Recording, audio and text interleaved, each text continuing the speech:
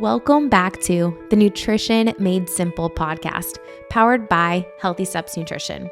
At Healthy Steps Nutrition, we believe something as fundamental as nutrition shouldn't be complicated, which is why we focus on a simple, habit-based approach.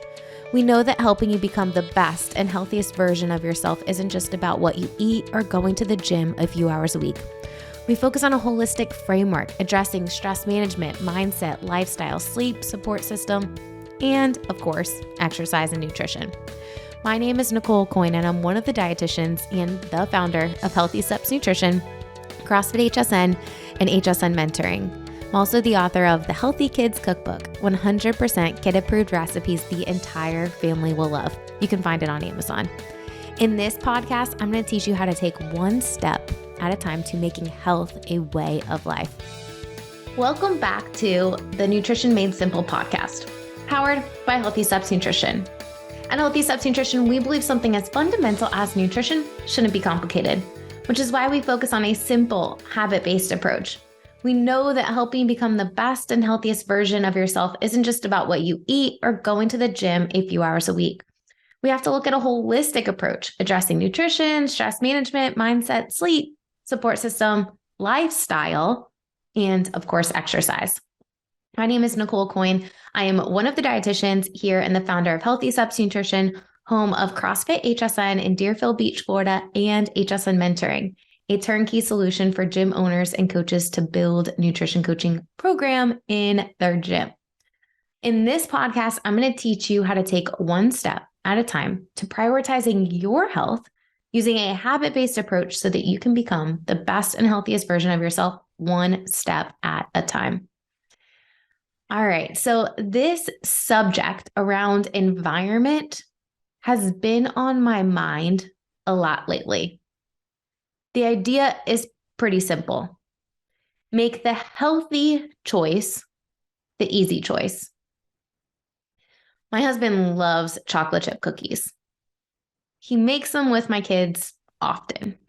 I would say they make them once or twice a month. And I can resist them maybe the day that they come out of the oven. Sometimes I might have one.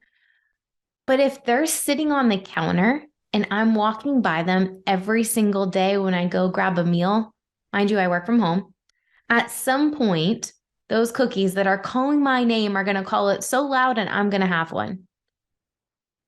But you will not find me going out and purchasing cookies or inconveniencing myself throughout the day to get something sugary and sweet. In this case, the unhealthy choice is the easy choice, which causes us maybe to, at some point, say yes. Maybe you find yourself at work, and during specific times of the year, the break room is filled with a ton of sugary, sweetened stuff. And at some point, you end up grabbing something or mindlessly consuming something that you wouldn't necessarily have. Or maybe you prep and portion vegetables. One of the things that we love to do is cut up raw peppers and cucumbers, put them in little bags or even in a container to have and snack throughout the day. Easily grab it so that we have some vegetables for meals. In this case, the healthy choice is the easy choice, and it's easy to get vegetables in on a consistent basis. I think so many times if we're not setting our environment up for success, we're setting ourselves up for failure. There's actually a lot of research around this topic. Probably not started, but one of the most popular things was in 2008, a guy did some research around willpower, and he had people go into a room where they were baking those cookies, and the first group was told they can have a cookie, and then they went to go do a puzzle. The second group was told they could not have cookies, they could only have a radish, and then they were told to go do this like challenging puzzle. Same puzzle for both groups. What ended up happening was the group that had the cookies was able to work on the puzzle for exponentially longer than the group that didn't have the cookies, the group that used their willpower to avoid the cookie and eat the radish. I don't like radishes, so that would have been tough for me too. But the group that had the cookies gave up. The group that didn't have the cookies gave up after 8 minutes. The group that had the cookies worked for 19 minutes. So 8 to 19, that's quite a bit of time. That's quite a big discrepancy there. Why did this happen? I think so many times we think like willpower is this infinite resource that we have. And the truth is that it's not infinite. We have so much that our brain can give, so much effort that our brain can give. And if we're focusing so much of that effort on saying no to the things that are easy decisions for us that are probably not in line with what we're wanting, eventually we're going to say yes to those things. Researchers defined willpower as determination, drive, self-discipline, and self-control. Psychologists characterize willpower as self-control. According to scientists, they say it's the ability to delay gratification, resisting short-term temptations in order to meet long-term goals. The idea behind this podcast is helping you set yourself up for success. So the short-term temptations are less, so it's easier for you to reach your long-term goals. So I want to break it up into two different groups in regards to environment. The physical environment is the first one.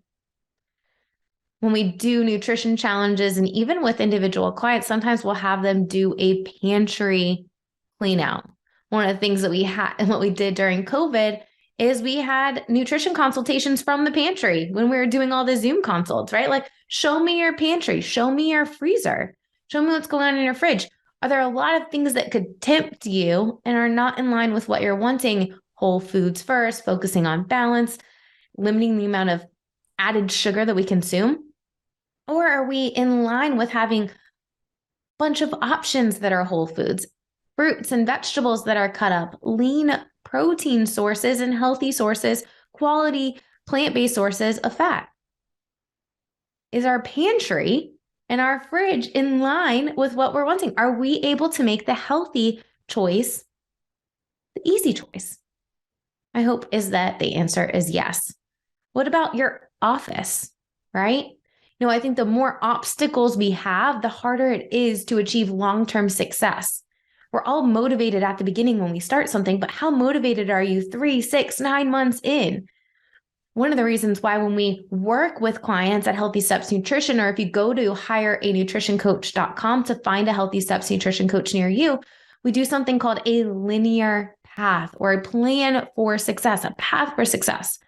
What does that mean? Our goal is that we're mapping out every step of the way so that we can easily make the healthy choice the easy choice, so that you can accomplish and stay consistent with the habits that you're working on. For instance, if we're talking about having a balanced breakfast, I don't want to just say eat a balanced breakfast. First, we need to find what that is, right? A balanced breakfast combines protein, carbs, and some healthy fat, right? So we need those things in a balanced breakfast. What options look good to you, right? If you are the type of person that likes overnight oats, great. Let's find an overnight oat recipe that is balanced, and let's figure out, do we have all of those ingredients at home, or do we need to go to the store and get them? If we need to go to the store and get them, when are you going to go and get them? When are you going to make that overnight oat recipe? And where are we going to put it? Are we going to put it in a mason jar? Do you have those mason jars? And when are we going to eat it? How are we going to remind yourself to eat it? If you create a clear path for success, it's going to be easier for you to stay consistent. The truth is, most people do not achieve long-term success because they're not consistent with the habits they need to create. And why they're not consistent is there's too many obstacles because they haven't mapped out the plan completely. That's one of the huge values of nutrition coaching, right? Because we can help you map out the plan completely because we've already helped other people that are just like you trying to accomplish similar things. So we need that physical environment to set ourselves up for success. Now, going back to the example that I gave that happens in my house with the freshly baked cookies, what I usually do is ask my husband to put them in the microwave. I don't typically go in the microwave. So if they're not in front of me, I'm likely not going to eat them. But if they're sitting on the counter, at some point, I will have one of them. So I'm not saying you can never have it, but what I'm saying is if we're eating all of that consistently, it's probably not in line with what we're wanting for ourselves. Now, the second piece of the environment piece is your social environment, the people that you are hanging out with. Now, we've got our circle of people where the average of the 5 people we spend the most time with are those people's actions in line with what you're wanting for yourself. If you're trying to prioritize your nutrition, your health, your wellness, and your group, your circle is going out every single weekend and drinking, staying out super late, and that those habits are not in line with what you're wanting, maybe it'd be time to take a step back from that group and find a new group to step and lean into so that you can have the support that you need to prioritize your health and wellness and what you're wanting for yourself. So you've got the circle, the individual people, right? And I would challenge you to look at the specific areas that you're wanting for yourself.